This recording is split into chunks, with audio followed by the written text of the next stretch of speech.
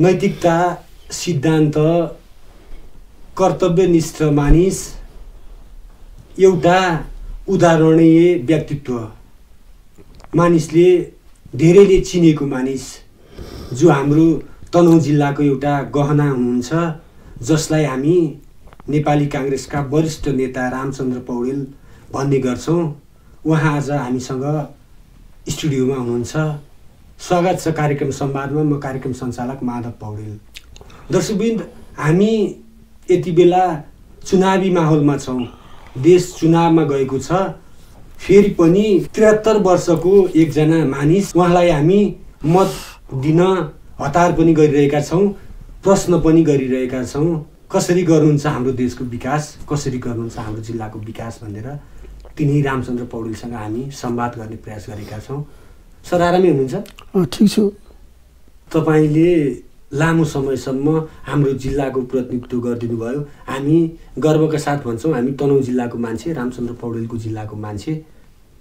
फेरि अहिले पनि चुनावमा होमिनु भयो नि, किन? मेरो मिसन बाँकी छ। मैले जे गर्छु, जे जिल्लाको लागि जे कल्पना, जे सोचेको थिएँ, यो हाम्रो जिल्लावासी, गाउँवासीको लागि, त्यसमा अलिकति केही काम गर्न बाँकी छ। र यो मुलुकको राजनीतिको लागि मैले जुन किसिमको लोकतन्त्रको परिकल्पना गरेर जीवनभर लडेँ, त्यसलाई संस्थागत गर्न बाँकी छ। लोकतन्त्रलाई संस्थागत गर्ने र यहाँ मेरा गाउँका, मेरो जिल्लाका जनतालाई गाउँमा नै बसौँ बनाउने, यो उद्देश्यका लागि केही गर्न अझै बाँकी रहेको हुनाले म यसपालि चुनावमा लडेँ। यो चुनावको मौसम हो, हाम्रा नेतागणहरूले विभिन्न कुराहरू गर्नुहुन्छ। तैपनि लामो समयसम्म यहाँले जिल्लाको प्रतिनिधित्व गर्नुभयो। प्रतिपक्षी दलहरूले भन्नुहुन्छ यो जिल्ला सुनको टुक्रा हुनुपर्ने भएन, रामचन्द्र पौडेल सरले गर्नु भएन, अब किन भोट दिने, यो प्रतिपक्षको भनाइ छ। केही भन्नुहुन्छ यहाँलाई यसबारेमा? दुईटा कुरा छ। एउटा कुरा त यो जिल्ला सुनको टुक्रा बन्नेतिर गइरहेको छ। अर्को कुरा त जुन परिस्थितिमा यतिको काम भयो, त्यो परिस्थिति अत्यन्त विपरीत थियो। 48 सालमा चुनिएपछि जब हामी सरकारमा गयौँ, 3 वर्ष अलिकति हामीले काम सुरु गऱ्यौँ र हामीले ग्रामीण विकासको जग बसाल्यौँ। प्रत्येक गाउँमा बाटो, बिजुली, पानी, शिक्षा, स्वास्थ्य, सञ्चार सहितको ग्रामीण स्वावलम्बन कार्यक्रम लागू गर्नुपर्छ भन्ने मेरो सुझाव हो। त्यसअनुसार त्यो अभियानको रूपमा त्यसलाई पार्टी र सरकारले प्रचारात्मक रूपमा अगाडि नबढाए पनि त्यो अनुसारका कामहरू चाहिँ देशभरि भए। एकैचोटि 4000 स्वास्थ्य चौकी, 4000 गाउँमा स्वास्थ्य चौकी पुगे, जबकि कहीँ पनि चाहिँ एउटा चाहिँ सानो चाहिँ सिटामोल खान पाउँदैन थिए। टाइफाइड भयो भने त्यहीँ मर्थे। त्यसबाट चाहिँ नेपाली बचे, जिल्ला त्यसभरिका नै। त्यसपछि गाउँघरमा बाटो हिँड्ने केही थिएन, बत्ती कतै बिजुली थिएन, स्कुलहरू जम्मै कलुसका छानाले छाएर चुहिएका केटाकेटी भागाभाग हुन्थ्यो पानी परेपछि। अब यो सबै कुराहरू चाहिँ अहिले चाहिँ धेरै कामहरू यसमा भएको छ। डाँडा डाँडामा कतै पनि अब बाँकी नरहिकन मोटर बाटो पुगेका छन्।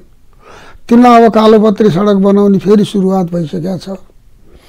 अब यो जिल्लाको चाहिँ एउटा नयाँ काँचुली फेर्ने स्थितिमा तनहुँ पुगेको छ। त्यसकारण केही काम गरिसकेको अवस्थामा दुईटा काम बाँकी छ। गाउँमा सबै आधुनिक सुविधा पुग्यो, तर दुईटा कुरा पुगेन, एउटा कुरा पुगेन, त्यो हो रोजगारी, आम्दानी। अब गाउँमा आम्दानी र रोजगारीको अवस्था पनि पुर्याउनलाई यो जो पूर्वाधार बनेका छन्, अब त्यसको पृष्ठभूमिमा अब गाउँमा रोजगारी र आम्दानी पुर्याउन सकिन्छ। के गरेर भन्दा कृषि क्रान्ति गरेर, पर्यटनको विस्तार गरेर, ऊर्जा शक्तिको विकास गरेर। यो तीनटै कुरा तनहुँमा प्रयोग भइरहेको छ। कृषि क्रान्तिको लागि पनि यहाँ धेरै अहिले चाहिँ फर्महरू, कृषि फर्महरू खुलेका छन्। तिनले पनि एउटा नयाँ नमुना देखाएका छन्। यो जिल्लामा चाहिँ कृषि विकास मन्त्रालयले भर्खरै चाहिँ यो कृषि आधुनिकीकरणको अफिस स्थापना गर्दैछ। कृषिको लागि सिँचाइ चाहिन्छ। हाम्रा यत्र सुक्खा जमिन ठारहरू छन्। अब तिनको सिँचाइको प्रबन्धको लागि पनि एउटा नयाँ टेक्नोलोजी र नयाँ प्रविधिको अब देशमा प्रयोग हुँदैछ। त्यसको पहिलो प्रयोग भूमि तनहुँ जिल्ला बन्दैछ। कि चाहिने टार सिँचाइ योजना। आज हाम्रो तल नदीहरू बगिरहेका छन्, पानी गइरहेको छ, माथि सुक्खा जमिन छ। अब त्यसलाई संयोजन गर्ने अब प्रविधि ल्याएर अब यहाँ चाहिँ तनहुँमा नै यो प्रदेश स्तरको चाहिने टार सिँचाइ योजनाको कार्यालय यहाँ बस्दैछ।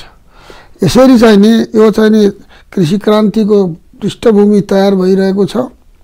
यहाँ फलफुल, तरकारी, दुध, माछा, मासु सबै कुराको विकास, यहीँको आत्मनिर्भरता मात्रै होइन, एउटा अन्त सप्लाई गर्ने त्यो स्थितिमा तनहुँलाई पुर्याउने र यो कृषिबाट थोरै मेहनत गरेर धेरै आम्दानी दिने कृषि बनाएर कृषिलाई पनि पेसाको रूपमा चाहिँ विकास गर्ने, रोजगारीको रूपमा विकास गर्ने र त्यसपछि पर्यटन डाँडा डाँडामा होटलहरू खोल्न लगा। पिच रोड गएपछि बन्दीपुर दृष्टान्त छ। 7 किलोमिटर बाटो कालोपत्रे हामीले के बनाएका थियौँ, आज चाहिँ बन्दीपुर खण्डहर बनेको बनिसक्नु लागेको बन्दीपुर आज फेरि गुल्जार भएको छ। तल झरिसकेका बन्दीपुरेहरू फर्केर बन्दीपुर आउँदैछन्। त्यस्तै डाँडाबाट तल झरेका मान्छेलाई पनि अब माथि नै जाने स्थिति अब बनाउने हो। त्यही बनाउने काम बाँकी छ र गाउँमै रोजगारी, गाउँमै आम्दानीको स्थिति अब सिर्जना हुन्छ यो 3टा कुराबाट। कृषि क्रान्ति, पर्यटनको विस्तार र ऊर्जा शक्तिको विकास, त्यसको लागि चाहिँ पृष्ठभूमि बनेको छ।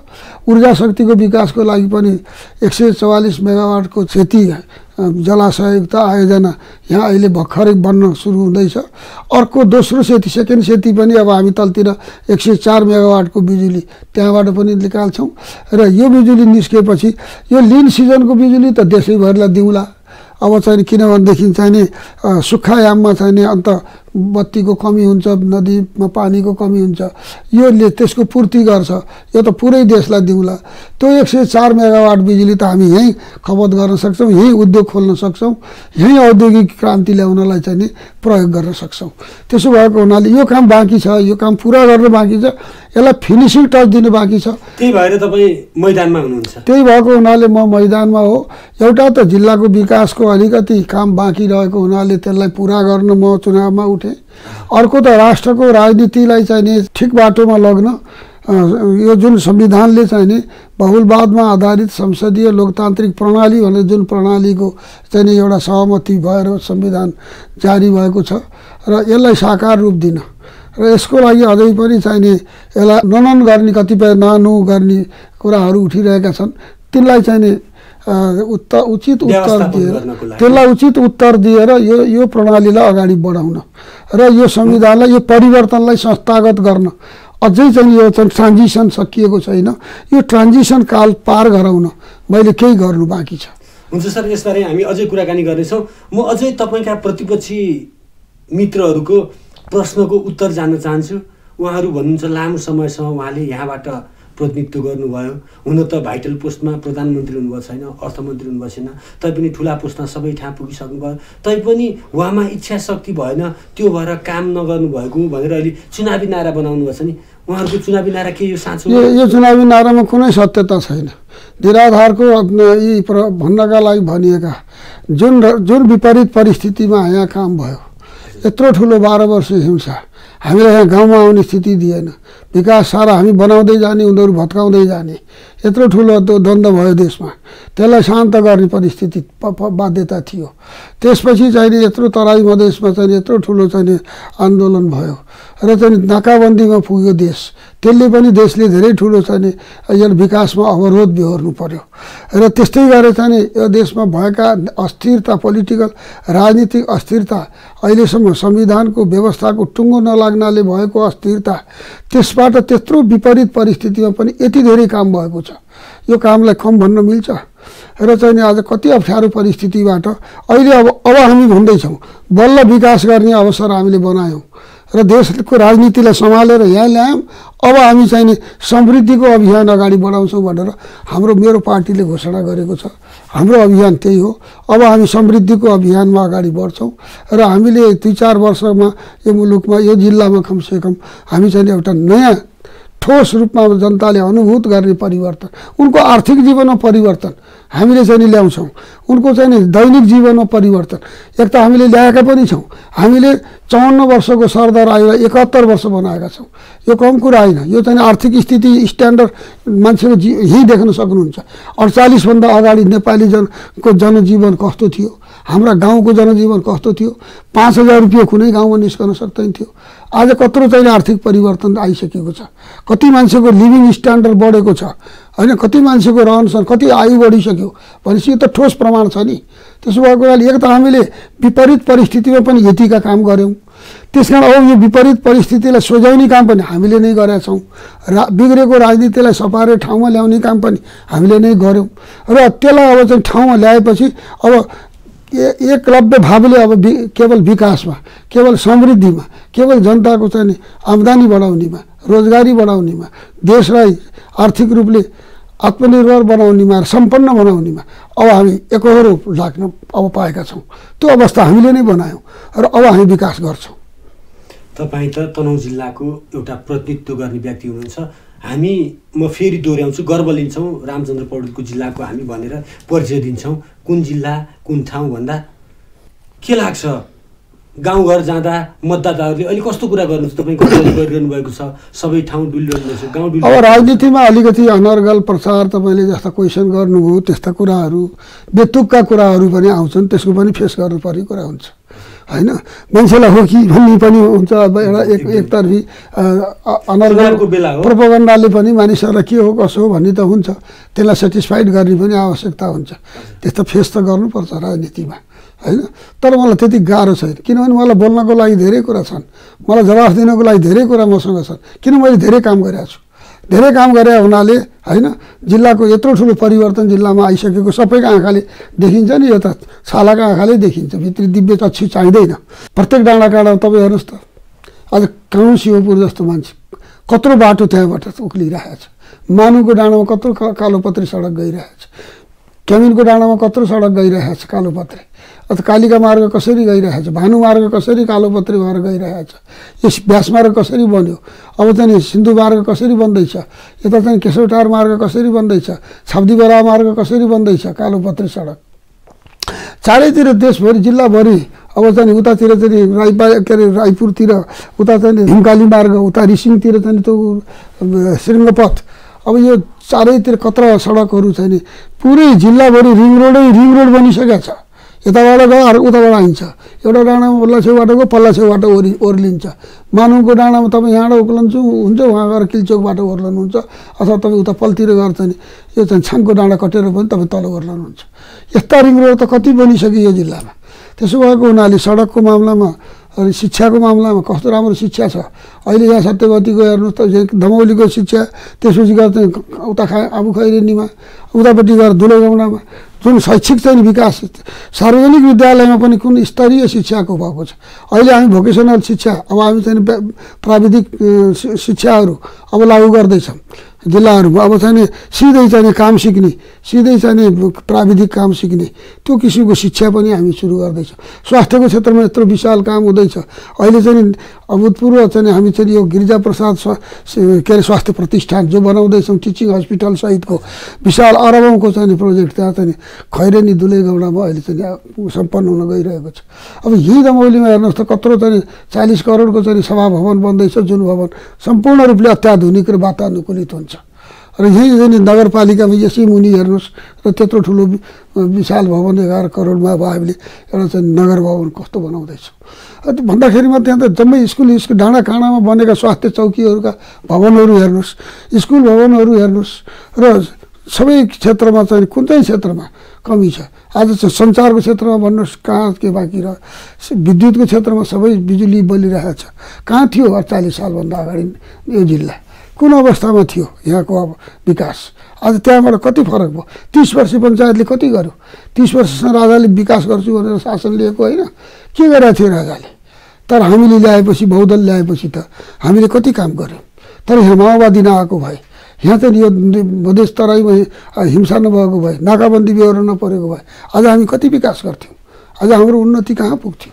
त्यसो भएको हुनाले हामी त धेरै अगाडि विकासको फड्को मारिसकेका हुन्थ्यौँ, तर हामीलाई मताक्सु मुडो बन्चरो ताक्सु घुडो भएको हो कि होइन? हो कि होइन? त्यत्रो द्वन्द्व कसरी बिहोऱ्यौँ हामीले? त्यसो भएको हुनाले अब विकासको काम पनि हामीले गरेका हौँ र गरेका छौँ। विकास गरेन भन्ने मान्छेहरू आँखा चिम्लेर जताभावी बोल्छन्, तिनको के हैसियत छ? के गरे? एउटा सिनको नभाँचेको यो जिल्लाको विकासमा जसले चाहिँ एउटा सिनको भाँचेको छैन तिनले मेरो अगाडि कुरा गर्ने? यस्तो कुरा जनताले पत्याउने? तनुका जनता के त्यति अचेत छन्, त्यति अज्ञानी छन्? तनुका जनता जसले जे भने पनि हो हो हो हो भनेर हिँड्ने? त्यो सम्भव छैन। यी हल्लाहरू एक किसिमले चुनावमा प्रतिपक्षले चलाएका त्यो फरेकहरू त फटा कुराहरू, ती त कुतर्कहरू, तर्क होइनन्, कुतर्क हुन्थ्यो। दर्शकबिन हामी कार्यक्रम संवादमा छौँ र संवादमा हामीसँग एकजना वरिष्ठ व्यक्ति हुनुहुन्छ, नेपाली काङ्ग्रेसका वरिष्ठ नेता रामचन्द्र पौडेल। उहाँसँग हामी चुनावी सेरोफेरोमा कुराकानी गरिरहेका छौँ। चुनावमा उठेका प्रश्नहरूको उत्तर खोज्ने प्रयास गरेका छौँ, किनकि हामी चाहन्छौँ उहाँ हाम्रो अभिभावक हुनुहुन्छ। चाहे प्रतिपक्षले चलाएका हल्लाहरू हुन्, चाहे सत्ता पक्षले आफ्नै पार्टीभित्र चलेका हल्लाहरू हुन्, उहाँले उत्तर दिनुभयो भने हाम्रो मन पनि शान्त हुन्छ, हाम्रो मनमा भएका भावनाहरू पनि मर्छन्, हाम्रो दृष्टिकोण पनि बदलिन्छ। हामी संवादमा छौँ, एकैछिन विश्रामको पालो।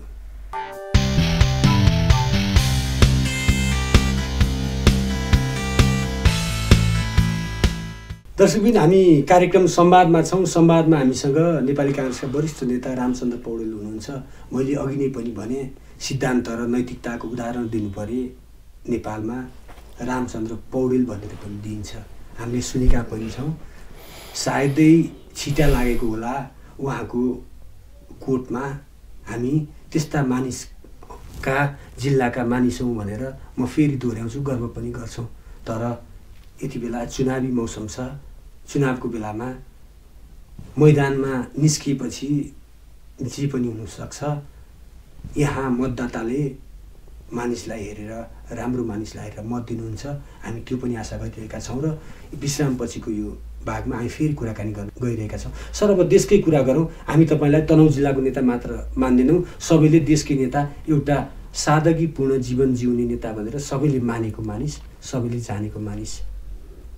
अहिले सरले सुरुमै प्रसङ्ग कोट्याउन लाग्नुभएको थियो, अहिले जुन वाम गठबन्धन भइरहेछ नि, यसलाई कसरी लिनुभएको छ यहाँले? यो वाम गठबन्धनलाई मैले गठबन्धन पार्टीहरूले गर्नु कुनै अस्वाभाविक होइन, पार्टीहरू मिल्न सक्छन्। तर यो वाम गठबन्धनको नाउँमा यो चाहिँ एउटा पत्रकार सम्मेलन जो गर्नुभयो उहाँहरूले, र त्यो गठबन्धनको उपलब्धि र उद्देश्य के हो भनेर जो घोषणा गर्नुभयो त्यो चाहिँ मेरो लागि आपत्तिजनक छ। किनभने यो माओवादी एमाले हामी मिलेर हामीले यो संविधान बनायौँ। 6 वर्षसम्म हाम्रा बिचमा धेरै लामो तान्जिकहरू चले र हामीले के गर्ने, शब्दमा हाम्रो चाहिँ त्यहाँ छलफल भयो र अनि अब संविधान दिनुपर्छ र अब हामीले यो ठाउँमा पुगेर सम्झौता गर्नुपर्छ। कतिपय कुराहरू मलाई चित्त नबुझ्दै पनि मैले कम्प्रोमाइज गर्नु पर्यो। कतिपय कुराहरू प्रचण्डको चाहिँ चित्त बुझेको छैन होला, कतिपय चाहिँ केपी ओलीको छैन होला, कतिपय उपेन्द्र यादवको चित्त बुझेको छैन होला। तर पनि के विपरीत विचारधारा र विपरीत दर्शन बोकेका शक्तिहरू। संसदीय लोकतन्त्र भनेको त एकदम चाहिँ यो शोषक सामन्ती बुर्जुवाहरूको व्यवस्था मात्रै हो भन्ने कम्युनिस्टहरू होइन। उनीहरू लोकतन्त्र स्वीकार गर्न धेरै गाह्रो पर्यो। उनीहरूलाई त्यो हाल भयो, धेरै धेरै धेरै अप्ठ्यारो निल्न त्यो चाहिँ फलामको चिउरा भयो। अब यो चाहिँ मधेसवादभन्दा बाहेक अर्को केही पनि होइन, लोक प्रजातन्त्रवाद साथ केही होइन, हामीलाई मधेसवाद चाहिन्छ भन्नेहरूलाई पनि यो लोकतन्त्रले नै सबै अधिकार दिन्छ। त्यस कारण लोकतन्त्र भयो भने मधेसको सम्मान, तराईको सम्मान, मधेसीको सम्मान होइन, त्यसको हैसियत, त्यसको इज्जत, त्यसको सोभरेन्टी सबै हुन्छ भन्ने कुरालाई पनि उहाँहरू स्वीकार नगरेर अतिरञ्जित कुरामा उहाँहरू हुनुहुन्थ्यो। उहाँहरूलाई सम्झाउनु पनि धेरै नै गाह्रो पर्यो होला होइन। त्यो जम्मै गरेर चाहिँ यो संविधान बनेको हो। यो संविधान उहाँहरू चाहिँ साम्यवादतिर जाने समाजवादको अर्थ लाने, हामी चाहिँ लोकतन्त्रतिर लाने समाजवादको अर्थ गर्ने र त्यसलाई पनि चाहिँ हामीले चाहिँ ल्याएर चाहिँ लोकतन्त्रका मूल्य र मान्यतामा आधारित समाजवाद भनेर हामीले त्यसलाई परिभाषित गर्नु पर्यो। यो कम्प्रोमाइज हो होइन। अब चाहिँ कम्प्रोमाइज हामीले गऱ्यौँ, कम्प्रोमाइज उनले पनि गर्नु पर्यो। किनभने लोकतन्त्र शब्दलाई चाहिँ हुन्न भन्न गाह्रो पर्छ नेपालमा, बहुलवादलाई हुन्न भन्न गाह्रो पर्छ। किनभने एमाले पार्टी बहुलवादको विरुद्धमा थुप्रो पञ्चायतसँग सम्मत मिलेर बरु पञ्चायतै जाति भनेर बहुदल हराउने पार्टी होइन। अब 46 सालमा जनताको लहर बहुदलको पक्षमा उर्लेर आएपछि बहुदलीय जनवादमा पुग्यो। किनभने जनताको लहर देख्यो बहुदलको पक्षमा होइन। त्यस कारण चाहिँ यो लोकतन्त्रको पक्षमा जो जनताको लहर छ त्यसलाई सोझै हुन्न नभनेर घुमाएर भन्न थाले होइन। घुमाएर भन्न थाले हामी संसदीय लोकतान्त्रिक प्रणालीलाई संसदीय प्रणालीलाई संविधान संशोधन गरेर फेर्छौँ होइन। र हामी चाहिँ अध्यक्षात्मक कार्यकारी प्रमुख चाहिँ सोझै चुन्ने प्रबन्ध ल्याउँछौँ होइन। र अनि 10 वर्षमा कम्युनिजममा पुग्छौँ। उहाँले सिधा जो घोषणा गर्नुभयो त्यो घोषणा मेरो लागि मात्रै होइन सम्पूर्ण नेपालीको लागि आपत्तिजनक छ। किनभने नेपाली अब फेरि साम्यवादको भुङ्ग्रोमा झाक्किन चाहँदैनन्। किन नेपाली फेरि आफ्नो स्वतन्त्रतालाई चाहिँ कुण्ठित र बाधित भएको देख्न चाहँदैनन्। नेपाली स्वतन्त्र रूपले बिजनेस व्यवसाय आफ्नो चाहिँ उद्योग धन्दा आफ्नो व्यक्तिगत सम्पत्तिलाई जोगाएर उन्नतिमा जान चाहन्छन् र एउटा उदार अर्थनीति अन्तर्गत उन्नति गर्न चाहन्छन्। उन्नतिमा चाहिँ अगाडि बढ्न नेपाली चाहन्छन्। त्यसो भएर उहाँहरूले सोचेको रेजिमेन्टेड सोसाइटी जनताले चाहँदैन र उहाँहरूले त्यो कुरा बोल्नुभयो। त्यसपछि मैले भने यो राष्ट्रको लागि अनिष्टकर कुरा हो। अनिष्टकर कुरा तपाईँ गर्दै हुनुहुन्छ, खबरदार म यसलाई चाहिँ देशभरि गएर यसको चाहिँ भण्डाफोड गर्छु मैले भनेकै हो। यो वाम गठबन्धनले अहिलेको चुनावलाई कतिको असर गर्ला? र मैले त्यही भने र यो वाम गठबन्धनले अब म्याथमेटिकल रूपमा केही कुराहरू चाहिँ गर्न उनीहरूले चाहिँ नि होला दुईवटा जोडिँदाखेरिमा होइन त्यो चाहिँ नि एउटामा आउला। तर परिणाम रिजल्ट आउने बेलासम्म तपाईँ हेर्नु होला होइन। जनताले यो साम्यवादलाई अस्वीकार गर्छन्। जनताले यिनीहरूको घोषणालाई अस्वीकार गर्छन्। फेरि लुकाएर मुन्टो लुकाएर फेरि घुमाएर भन्न खोजेका छन्। अब त्यसलाई जनताले बुझिसकेका छन्। यिनीहरूले मौका पाएपछि अधिनायकवादमा देशलाई लैछाड्ने रहेछन्।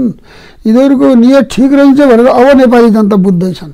नेपाली जनताले यो चुनावमा भोट हाल्ने बेलासम्म जनताले यो बुझ्छन्, तिनलाई उत्तर दिन्छन्। त्यसकारण चाहिँ यिनको बहुमत सहमत दुईटै केही पनि हुँदैन। तपाईँ भन्नुहुन्छ उहाँहरूले भनेको जस्तो उहाँहरूकै शब्द सापेट लिएर आउँदा हामी उस्तै गरी 2/3 नजिक पुग्छौँ भनेको कुरा तपाईँ डुल्नु भएको छ। अब जनतालाई राम्रोसँग हामीले बुझाउने अवसर पायौँ भने 2/3 त हाम्रो आउँछ। किनभनेदेखि हामी लोकतन्त्रको पक्षमा छौँ। किनभने जनताको व्यवसाय गर्ने स्वतन्त्रताको पक्षमा छौँ। किनभने जनतालाई स्वतन्त्र भएर बाँच्ने चाहिने फ्रिडमको पक्षमा छौँ। किनभने यो समानुपातिक समावेशिताको पक्षमा छौँ हामी।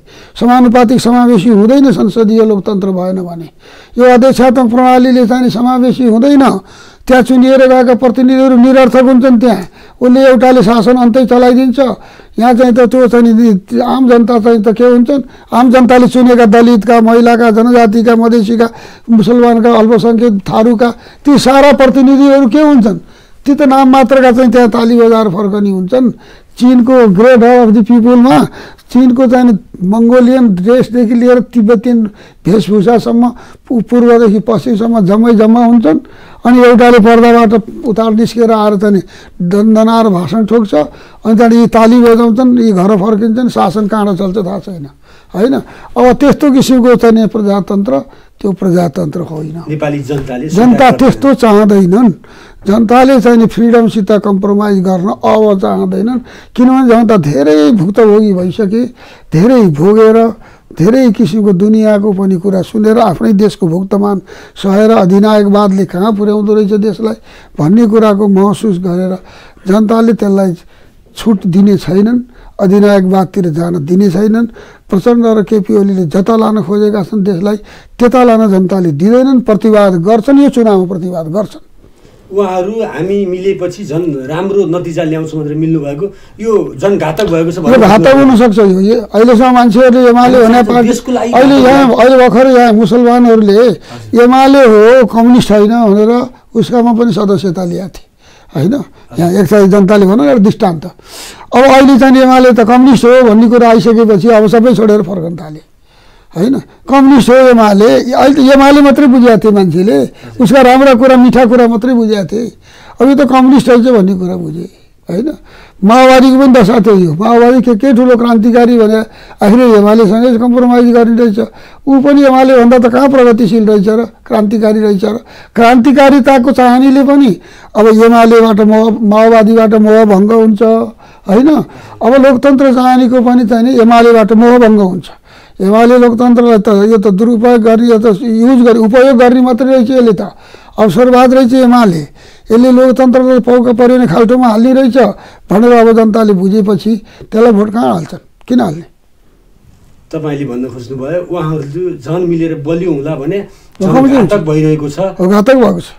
के भन्नुहुन्छ तपाईँ? देशमा घुम्नु भएको छ, ठाउँ ठाउँमा एक किसिमले अहिले चुनाव प्रचारमा कमान्ड सम्हाल्दै जानुभएको छ, त्यहाँको जनताको के पाउनुहुन्छ? सबभन्दा मुख्य कुरा त अहिले के कुरा सर्लङ्ग भइसक्यो भने नि केपी ओली आफूलाई राष्ट्रवादी भन्थे नि होइन। ओहो केपी ओलीको यताका राष्ट्रवादको लैलाई होइन। अब अहिले त सामसुम छ। अहिले त मान्छेले बुझ्न थाल्यो नि, ए राष्ट्रवादी त वास्तवमा त काङ्ग्रेसै पो रहेछ त। राष्ट्रलाई जसले जोडेर राख्यो, जसले राष्ट्रलाई एकतामा ल्यायो, आज मधेस टाढाउन लाग्थ्यो त्यसलाई नजिक ल्यायो, त्यहाँ पनि चुनाव यति निर्वाध रूपमा सम्पन्न गरायो। राष्ट्रवाद त राष्ट्र जोगाउने पो राष्ट्रवादी हुन्छ। राष्ट्र जोगाउने काम त काङ्ग्रेसले गर्यो नि। यो केपी ओलीकै रहेछ, यो त धक्कु मात्रै रहेछ भनेर सबैले बुझ्न थाल्यो नि त हो होइन। त्यो कुरा जस्तै छैन। केपी ओलीले फैलाएको राष्ट्रवाद भनेको त्यो भ्रम रहेछ। अब त्यो भ्रम जनताले बुझिसक्यो। अब केपी ओली राष्ट्रवादी भन्ने कुरा अब मान्छेमा चाहिँ छैन। त्यो त 2 दिन चाहिँ कसैलाई गाली गरेर चाहिँ बडा ठुलो कुरा गर्दैमा राष्ट्रवादी भइँदो रहेछ होइन। राष्ट्रको हित गर्न सक्नु पर्दो रहेछ, राष्ट्रको एकता कायम गर्न जान्नु पर्दो रहेछ होइन। भनेर मात्रै हुन्छ, ढङ्ग पनि पुर्याउनु पर्दो रहेछ। त्यसो भएर नेपाल जोगाउने काम त काङ्ग्रेसले गर्यो। जनताले अब यो पनि बुझ्छन् 7 सालको क्रान्ति नै रहेछ मूल क्रान्ति भनेको। 7 सालको क्रान्तिले नेपालको राष्ट्रिय स्वाभिमानलाई बचायो। त्यो क्रान्ति नभएको भए राजाको पनि के हालत हुन्थ्यो होइन। अब जनता बुझ्दैछन्, प्रबुद्ध जनताले। काङ्ग्रेस नभएको भए यो देश कहाँ पुग्थ्यो, यो कुरा चाहिँ सबैले बुझ्दैछन्। न काङ्ग्रेस भएको भए न राष्ट्रियता हुन्थ्यो, काङ्ग्रेस नभएको भए न प्रजातन्त्र हुन्थ्यो, काङ्ग्रेस नभएको भए न यो गणतन्त्र हुन्थ्यो, काङ्ग्रेस नभएको भए न यो सङ्घीयता हुन्थ्यो। यो त काङ्ग्रेसै पो रहेछ त भन्ने कुरा अब जनताले बुझ्दैछ। हो, काङ्ग्रेसले थुप्रो काम गरेको छ। 2007 सालदेखि 2063 सालसम्म लोकतन्त्र ल्याउनसम्म थुप्रो काम गरेको छ। तर तपाईँलाई के लाग्छ अहिले जुन यो ध्रुवीकरण भइरहेको छ नि, यसले कता कता देशैलाई ध्रुवीकरण गर्ने त होइन, यो ध्रुवीकरणतिर तन्काउने त होइन मानिसको मनमा। यो ध्रुवीकरणको प्रयास चाहिँ नि गरेका हुन्। तर हामीले चाहिँ नि जे कुरा अब लिएर जनताका बिचमा उभिएका छौँ नि, हामी यस्तो थुप्रो पोलराइजेसनलाई पनि हामी चाहिँ नि भत्ताभङ्ग पारिदिन्छौँ र उनीहरू पनि अब चाहिँ फेरि एलायन्स गर्न हामीसँग आउनुपर्ने स्थिति बनाइदिन्छौँ। यो पोलराइजेसन चाहिँ केही हुँदैन, त्यसलाई हामी हुन दिँदैनौँ, त्यसलाई हामी रोक्छौँ। 2 वाम दल मिलेपछि काङ्ग्रेस चुनावमा रक्षात्मक हुन्छ भनेर धेरैले अड्कल गरेका थिए। त्यो अड्कललाई के सही गलत साबित भयो त्यो अहिले नै? होइन, साबित भइसक्यो कि सकेन म जान्दिनँ। म मेरो साथीहरूलाई पनि भन्छु, एउटा काङ्ग्रेसको एउटा नेताको हैसियतमा म मेरो आफ्नै साथीहरूलाई पनि के भन्छु भने हामी रक्षात्मक रूपमा बस्ने कुरो कामै छैन। हामी त आक्रामक रूपमा प्रस्तुत हुनुपर्छ, अफेन्सिभली प्रस्तुत हुनुपर्छ। किनभने डेमोक्रेसी माग्न चाहनेहरूलाई, अधिनायकवादतिर मुलुक लान चाहनेहरूलाई, सद्दाम हुसेन जन्माउन चाहनेहरूलाई हामीले चाहिँ के चाहिने, हामी चाहिँ डिफेन्सिभमा बसेर चाहिँ हजुर यता त नहुनु पर्यो भन्ने हो। हामीले के गर्न खोज्यौँ? खबरदार भन्नुपर्छ काङ्ग्रेसले। अब भन्नुपर्छ जनतालाई के गर्न खोज्यो? अधिनायकवादतिर लान खोज्यो, फेरि चाहिँ यो चाहिँ इडी अमिन जन्माउन खोजेको, सद्दाम हुसेन जन्माउन खोजेको, फेरि चाहिँ फिलिपिन्सको मार्कोस जन्माउन खोजेको, के गर्न खोज्यो यिनीहरूले भनेर भन्नुपर्छ। अब जनताले त्यसरी बुझ्छन्, ठाडो भाषामा भन्नुपर्छ। तपाईँहरूले अहिले चुनावमा भनिरहनु भएको छ, यो तपाईँले भनेको कुरालाई जनताले सिरोपर गर्लान्? नेपाली जनता सचेत भइसकेका छन्। अब बिस्तारै सिरोपर गर्छन्, मान्छन्। डेमोक्रेसी त जान दिनु भएन, अधिनायकवादतिर त देशलाई भण्डारमा त पार्न दिनु भएन। यो साम्यवाद भन्ने चिज, कम्युनिजम भन्ने चिज त यो त दुनियाँमा थोत्रो भएर फालिसकेको कुरा। नेपालमा भित्राएर त नेपाल यो त के डम्पिङ साइट त बनाउनु भएन नेपाललाई। जनता त अब बुझ्छ नि त। अब जनताले यो कुरा बुझ्नै पर्छ, बुझ्छन्। सर, हामी कार्यक्रमको अन्तिममा आएका छौँ। अब हामी हाम्रै जिल्लाको कुरा गरौँ। तपाईँ 1 नम्बर क्षेत्रको उम्मेदवार हुनुहुन्छ, 2 नम्बर क्षेत्रमा शङ्कर भण्डारी हुनुहुन्छ, 1 नम्बर क्षेत्रमा रघुनाथ पौडेल, गोविन्द भट्टराई, 2 नम्बरमा ध्रुव अग्ले र प्रदीप पौडेल हुनुहुन्छ। हामी भन्ने गर्छौँ तनहुँ जिल्ला काङ्ग्रेसको गढ, काङ्ग्रेसका ठुला नेताहरू तनहुँ जिल्लामा पाइन्छ। हामी काठमाडौँमा गएर यसो ठोकिँदा पनि तनहुँ जिल्लाको भनेपछि फलानुको जिल्ला तपाईँहरू मध्ये धेरैजनाको नाम आउँछ। कस्तो होला चुनावी परिणाम? चुनाव हो, तनहुँमा चाहिँ 6 सिट हामी जित्छौँ, संशय छैन। केही संशय छैन। उताबाट शङ्कर भण्डारी पनि जित्छन्, यताबाट म पनि जित्छु। यताबाट चाहिँ के अरे गोविन्द भट्टराई र रघु पनि जित्छन्, उताबाट चाहिँ के प्रदीप पौडेल र चाहिँ ध्रुव अग्ले पनि जित्छन्। 6 क्षेत्र काङ्ग्रेसले जित्छ अहिले। त्यस्तो रिपोर्ट आएको छ तपाईँ? त्यो आउँछ, त्यो रिपोर्ट आइसकेको छ मलाई होइन। र त्यो आउँछ र त्यही परिणाम हो, परिणामै त्यही हो। तपाईँहरूले नेपाली काङ्ग्रेसले 2007 सालदेखि गरेको क्रान्ति देशलाई दिएको उपलब्धिको साटो 6वटै सिट जित्ने सम्भावना छ। होइन, जनताको लागि हामीले धेरै काम गरेका छौँ। जनता कृतज्ञ छैनन्। जनताले चाहिँ हामीले गरेको कामको मूल्याङ्कन गर्छन्। त त्यति मात्रै होइन, जनताले काङ्ग्रेसको महत्त्व बुझ्छन्। काङ्ग्रेस नभए देश के हुन्छ? कता लान्छन् कम्युनिस्टले? कम्युनिस्टले कहाँ लान्छ? यो कम्युनिजम भर्सेस डेमोक्रेसी हो। काङ्ग्रेस हो कि कम्युनिस्ट हो? अब त काङ्ग्रेस रोज्ने कि कम्युनिस्ट रोज्ने? डेमोक्रेसी रोज्ने कि साम्यवाद रोज्ने? लोकतन्त्र रोज्ने कि साम्यवाद रोज्ने? लोकतन्त्रवाद रोज्ने कि साम्यवाद रोज्ने? फ्रिडम रोज्ने कि चाहिँ यो चाहिँ निरङ्कुशता रोज्ने? अब यो कुरामा जनताले चाहिँ अब चाहिँ भोट हाल्ने बेला आएको छ। यो काङ्ग्रेस कम्युनिस्टको लडाइँ होइन, तपाईँको भनाइअनुसार देशलाई उन्नतितिर लैजाने कि अधिनायक होइन? त्यो देशलाई अधिनायकवादको बाटोमा अन्धकारतिर फेरि लैजाने अथवा देशलाई फेरि राजनीतिक व्यवस्थाको फेरि भर्खरै सम्झौता गरेर सही गरेको मसी चुक्न पाएको छैन। अनि फेरि त्यो कुरा उकाएर चाहिँ नि अब संविधान संशोधन गर्नु भोट देऊ भनेर चाहिँ नि अनि यो भर्खरै एउटा प्रणालीको टुङ्गो लागेको छ। त्यो प्रणालीलाई फेरि उल्ट्याएर अर्को प्रणालीमा ल्याउने अनि फेरि द्वन्द्व र फेरि अस्थिरता देशमा लाने, होइन? देशलाई फेरि अस्थिरतामा लाने कुरालाई जनतालाई स्वीकार्य हुन्न, होइन? जनतालाई अब जे व्यवस्था आयो, जे सिस्टम भयो, जे संविधान बन्यो, जे सङ्घीय लोकतान्त्रिक गणतन्त्र र समावेशी लोकतन्त्रको जुन परिपाटी हामीले स्वीकार गऱ्यौँ, राष्ट्रले स्वीकार गर्यो, अब त्यसैलाई स्थायित्व दिएर त्यसैलाई संस्थागत गरेर लानु नै आजको आवश्यकता हो भनेर नेपाली जनताले बुझ्छ। अब र नेपाली जनताले त्यो कुरा बुझिसकेपछि यिनीहरूले गरेका कुरा चाहिँ गलत रहेछन् भनेर जनताले अब चाहिँ जवाफ दिन्छ तिनीहरूलाई। सर, म काठमाडौँमा पत्रकारिता गर्थेँ। तपाईँ नेपालका वरिष्ठ नेताहरूमध्ये केही मध्येमा पर्नुहुन्छ, टप 5 मा पर्नुहुन्छ। मलाई सधैँ मनमा प्रश्न हुन्थ्यो, तपाईँहरूलाई भेटेँ भने सोध्छु, एउटा प्रश्न हुन्थ्यो 2046 सालको प्रजातन्त्र प्राप्ति पश्चात तपाईँले भनेको शिशु प्रजातन्त्र बिस्तारै जनताको राम्रो हुन्छ भन्दै माओवादी कसैको भाषामा जनयुद्ध, कसैको भाषामा सशस्त्र युद्ध सुरु भयो। बिस्तारै बिस्तारै देशमा विकास हुन पाएन, त्यति सोचेको जस्तो भएन, भएको छ तैपनि सोचेको जस्तो भएन। मैले जुन सपना देखेको थिएँ प्रजातन्त्र आएपछि तैपनि पुरा भएन। लोकतन्त्र आयो, लोकतन्त्र आएपछि पनि तपाईँहरू संविधान बनाउन लाग्नुभयो। तैपनि हुन्छ नि मेरो लालसा, मेरो लोभ, एक किसिमले मेरो घरमा चामलकै बोरा ल्याएर राखिदिए हुन्थ्यो कि, मेरो घरमा धारो नेताले आएर जोडिदिए हुन्थ्यो कि, मेरो बाटो नेताले आएर पिच गरिदियो। हामी धेरै आशा पनि राख्छौँ, मेरो आशा गलत नै हुनसक्छ। अब फेरि हामी एक किसिमले चुनावको मुखमा छौँ, हामी जनप्रतिनिधि चुन्न हतार गरिरहेका छौँ। अब यति बेला तनहुँका जनताले तपाईँलाई चुनेर पठायो भने मैले फेरि यी प्रश्नहरूको उत्तर खोजिरहन पर्ला कि नपर्ला? अब यो देशमा वास्तवमा काशी कश्मीर अझ नेपाल भन्छन्, होइन? यहाँ कहाँबाट किन यस्ता घटनाहरू कसले घटाउँछ यो बुझ्न चाहिँ धेरै गाह्रो कुरा भएको छ, होइन? तर यहाँ म ताक्छु मुडो भन्छ र ताक्छ घुडो नभएको होइन। अतीतमा पनि फेरि पनि त हुँदैन भनेर मैले ग्यारेन्टी लिन्न।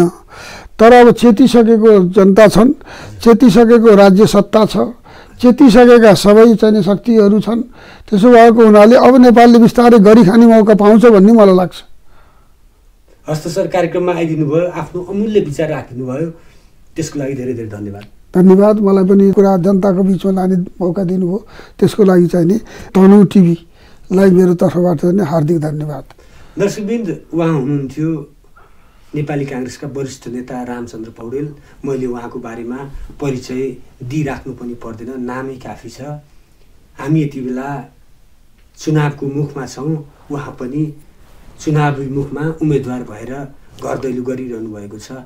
हामी आशा गर्छौँ हामीले राम्रा मान्छे चुन्नुपर्छ, हाम्रा मान्छे होइन, राम्रा मान्छे को हुन् तपाईँले विचार गर्ने हो। हामी त तपाईँलाई आग्रह गर्न सक्छौँ, मत दिने अधिकार तपाईँको। हस्त तनहुँ टेलिभिजनको कार्यक्रम संवादबाट म माधव पौडेल बिदा चाहन्छु। हेर्दै गर्नुहोला तपाईँहरूको आफ्नै टेलिभिजन तनहुँ टेलिभिजन। नमस्कार।